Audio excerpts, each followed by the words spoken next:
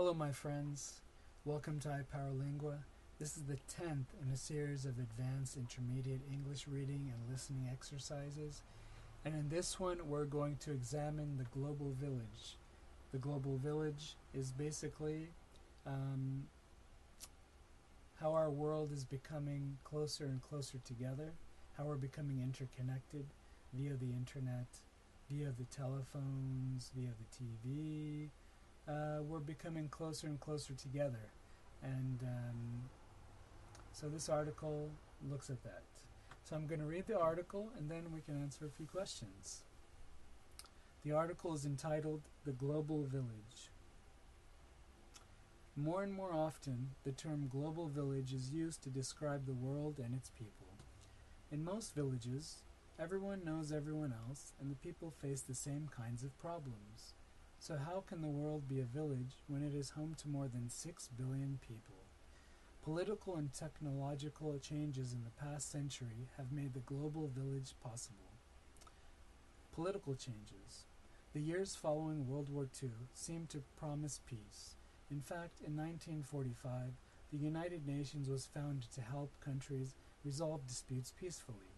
However, this promise was soon broken by the Cold War. Distrust and tension between the United States and the Soviet Union. These two superpowers engaged in an arms race, spending huge amounts of money on weapons. The other nations of the world were divided into two sides, and the world was frozen in a state of hostility. The Cold War finally ended, and the political climate changed between 1989 and 1991, when the governments of the Soviet Union and several Eastern European countries collapsed. The end of Cold War tension made the global village more politically possible by opening new channels of communication between nations. Technological changes.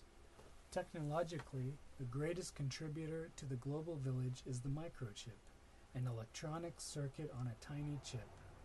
The evolution of the microchip has made modern satellites and supercomputers possible. These forms of high-tech communications allow news and ideas to travel quickly across the globe, making people more aware of their neighbors around the world in dramatic new ways. Through the internet, we can get information from computers and carry on electronic conversations with people everywhere. Through television programs transmitted by satellite, we are exposed to many cultures. The development of the global village will almost certainly continue into the future.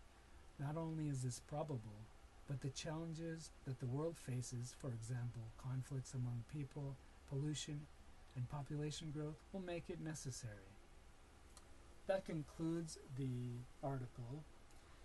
And so what I want you to do is take into consideration the following questions. First, what do they mean by global village? Second, what were the political and technological changes which occurred, which allowed the global village to develop?